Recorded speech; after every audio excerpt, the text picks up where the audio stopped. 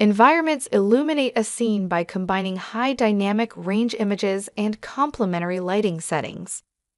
Render Studio's Environments library provides standard environments that create a backdrop for the parts and assemblies within the scene. When conceptualizing the scene, choose an environment with a background image and lighting angle that best showcases the model. To view the Environments library, click Environments within Libraries. Locate an environment using the folders on the left or use the search field. Locate an environment that best showcases the model. For example, choose a natural light environment if the finished product should be outdoors. Natural light environments provide blue tones to the lighting, just as the sky would.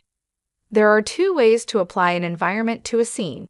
Either drag and drop it to the background of the graphics area or use the right-click context menu. When an environment is initially added, a menu appears with options. Apply lighting adds only the environment lighting to the scene. Apply lighting and background adds both the environment lighting and its background image to the scene. After applying both lighting and background, applying another environment no longer has the Apply Lighting option. To override an environment background image without affecting the lighting, enable Background in the View tools.